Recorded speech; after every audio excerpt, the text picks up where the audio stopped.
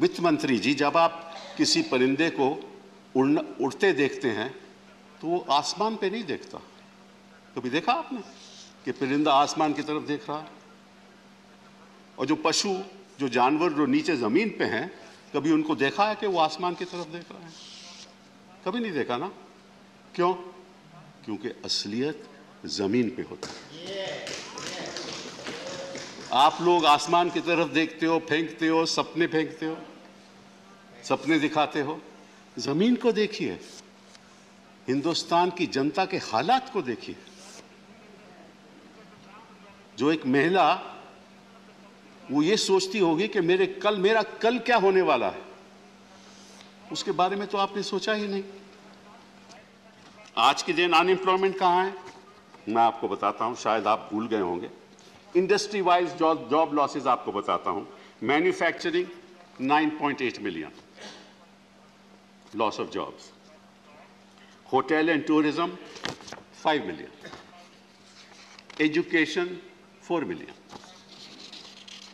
overall services sector 1.8 million, fall in central government employment 3.32 million. In 2012-13 it's now 3.31 million. Employment in railways 1.27 million. ये तो आपकी unemployment के sector हैं। तो अगर आप सड़कें बनाओगे तो वो इन सेक्टर्स का क्या होगा? होटल और टूरिज्म का क्या होगा? एमएसएमई सेक्टर का क्या होगा? एजुकेशन का क्या होगा? ओवरऑल सर्विसेज सेक्टर का क्या होगा? तो when you have to deal with unemployment, you have to do it sector wise. You have to give them relief sector wise. जो आपके सड़कों में जो लोग लेबर आती है वो मोस्टली अनस्किल्ड रहती है। अच्छी बात है कि आपने 2 लाख करोड़ दिया है, उसमें से 1 लाख करोड़ तो आपने लोन दिया है स्टेट्स को, केवल लोन, वो भी 50 साल इंटरेस्ट फ्री लोन। इसका मतलब क्या होगा कि वो पहले तो आप तय करेंगे कि स्टेट को जाएगा, वो ये भी मालूम है कि किन किन स्टेटों को मिलेगा। फिर कई स्टेट चाहेंगे ही नहीं कि आपसे लोन ले, क्योंकि वो टाइड अप रहेगा, क्योंकि अगर वो कोई भी प्रोजेक्ट डालेंगे तो आपकी अनुमति चाहिए। तो ऐसे बजट नहीं बनने चाहते। कल मेरे चिदम्बरम साहब ने 3 W's की बात की थी। अभी हम वेल्थ की बात करते हैं, because I believe that this particular budget has no vision, no real long-term plan. And let me explain something to you, and through you, hopefully the people of India are listening. Anywhere in the world, wealth is created in universities. Wealth is never created by industry. Industry uses the ideas and the innovations that come through young people in the universities and then turn them into goods and services. So if you give benefits to industry, it's not going to create wealth. It is going to create wealth for those individuals, but the real wealth of the nation will be created in the university system. And let me tell you that, and you'd be really shocked. And the other real wealth created will be on the basis of research and development. What kind of investment do you make in research and development? I'll give you some very interesting figures. That's why countries like America are wealthy, and that's why countries like India are where we are. The R&D percentage of GDP, and I'll not go into that, the US spends, mark the figure, $606 billion every year on R&D. What is our expenditure? And this is on PPP terms. Our expenditure is 47 billion. How is this country going to progress? China spends $514 billion on R&D. Countries like Japan spend 172, and they've got much smaller populations, $172 billion. Germany, $131 billion. France, $63 billion. Now, unless you put money in R&D, how will you create wealth? Unless you give your students the freedom, not the kind of freedom that we have seen in JNU, but the freedom to think, to converse, to have the freedom to decide on what to do, to bring about new ideas. If you go to any university in the United States, most of the universities are funded by the government. And in fact, there are businesses who have built campuses in the university system through their investment, aided by government.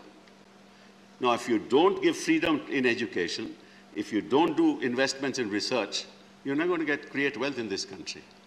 And you've seen it in your 2019 budget. Look at the kind of benefits you gave to industry. Reducing the tax to 25%, then to 15%. The total tax now for new industry is 17% to set up a new industry. No, they are not going to create wealth for the country. They may create some jobs.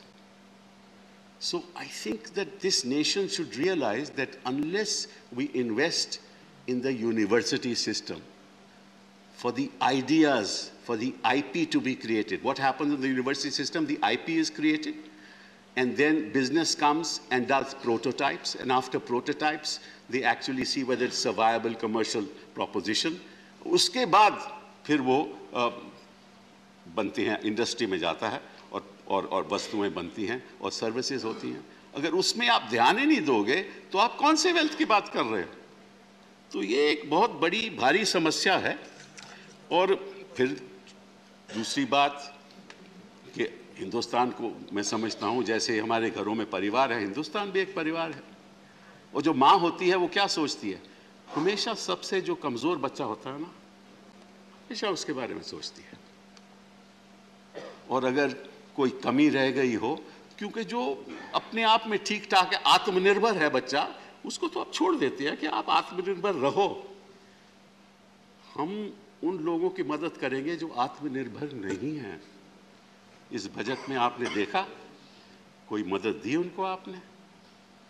ये बड़े दुख की बात है.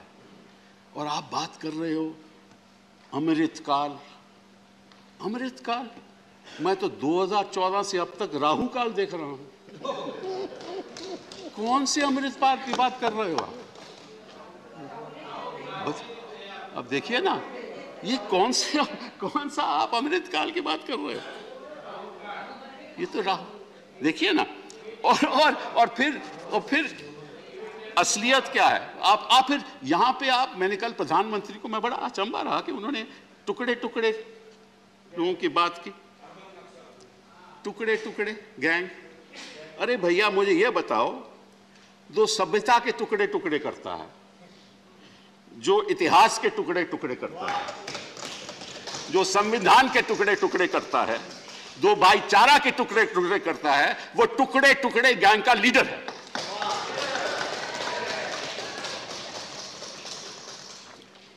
तीसरी बात, आपने ये जो पेट्रोल पे जो अपनी एक्साइज ड्यूटी लगा रखी है इतने सालों में, और आज भी लागू हुआ है, डीजल पे एक्साइज ड्यूटी लगा रखी है. मैं आपके द्वारा, आपके माध्यम से जनता को ये बताना चाहता हूँ कि 2014 में पेट्रोल का जो कीमत था पर लीटर वो 71 रुपया था, और जनवरी 2022 में वो 95 रुपये है. सेंट्रल एक्साइज जो हमने लागू की 2014 में वो 9.20 पर लीटर, 9.20 रुपये पर लीटर, और आपने 27 रुपये कर दिया उस पर एक्साइज. कितनी बढ़ोतरी हुई? 203%, 203%. डीजल पे 55 रुपये उसका दाम था पर लीटर, उस पे एक्साइज थी 3.46. आज दाम है 86 रुपये, उस पे एक्साइज है 21 रुपये, और उसकी जो बढ़ोतरी है वो 530% है. 530% बढ़ोतरी. और मैं सोच रहा था, क्योंकि आजकल यहां औरंगजेब की बात बड़ी होती है, तो मैं इतिहास को देख रहा था, और इतिहास में मुझे ये पता चला कि एक शख्स जो हमेशा, हाँ जजिया की बात हो रही है, जो अहमद शाह था, 1414 में सबसे पहले जजिया उसने लागू किया. उसके बाद अकबर आया एम्परर अकबर आया, उसने उसको ख़त्म कर दिया। फिर औरंगज़ेब आ गया, उसने दोबारा 1679 में लागू कर दिया। और उसने ये कहा कि जो वंचित लोग हैं, जो अनएम्प्लॉयड लोग हैं, उस पर लागू नहीं होगा, जो गरीब लोग हैं उस पर लागू नहीं होगा, जो हमारी रक्षा करते हैं आर्मी के लोग, उस पर लागू नहीं होगा। ऐसा औरंगजेब ने कहा। और आप बात करते हो औरंगजेब की, ये तो औरंग से भी बदतर बात है कि आपने सब पे लागू कर दिया, वो भी 530% और 203%। तो मैं आपसे पूछना चाहता हूं कि आप किस दिशा में जा रहे हो? आपको इतना मालूम नहीं कि जो हमारा गरीब आदमी है और जो मिडिल क्लास भी है, वो जो स्कूटर पे जाता है, जब उसको 95 रुपए 100 रुपए देना पड़ता है, उसको क्या तकलीफ होती होगी। और आप बात करते हो डिजिटल इंडिया की, आप बात करते हो कनेक्टिविटी की। और जहां तक एजुकेशन का सवाल है, मैं कुछ और बातें आपसे सामने रखना चाहता हूं कि इस देश में कितने ऐसे लोग हैं जिनके पास सुविधाएं हैं कि वो कनेक्टिविटी के द्वारा शिक्षा प्राप्त कर सकें। कितने लोग ऐसे हैं? और मैं आंकड़े आज के दिन आपको नहीं देना चाहता, लेकिन बाय एंड लार्ज देहात में लगभग 6 या 8% लोग होंगे जो कनेक्टिविटी कर पाए। 2 साल से बच्चे स्कूल नहीं जा रहे, और आप कह रहे हो कि आप टेलीविजन चैनल्स खोल दोगे, प्रोग्राम बना दोगे। अरे किस झोंपड़ी में टेलीविजन लगेगा और कहां वो ये सब लेसन्स लगाएंगे? आपको मालूम है? आपका पहले तो मैं वित्त मंत्री जी आपसे कहूंगा कि मेरी एक गुजारिश है, आपकी पार्टी कहें कि आपको जरा एक इलेक्शन लड़वा दें, फिर आपको पता चलेगा जमीनी हालात क्या है हिंदुस्तान के। और जहां तक मनरेगा सवाल है, आपने उसका देखिए 73,000 करोड़ कर दिया मनरेगा का आपके एलोकेशन। 1,10,000 करोड़ था, उसका 73,000 करोड़ कर दिया, और उसमें आपने लगभग 13,000 करोड़ अभी प्रदेशों को देना है, तो एक्चुअल एलोकेशन केवल 60,000 करोड़ है। तो आप किस दिशा में जा रहे हो?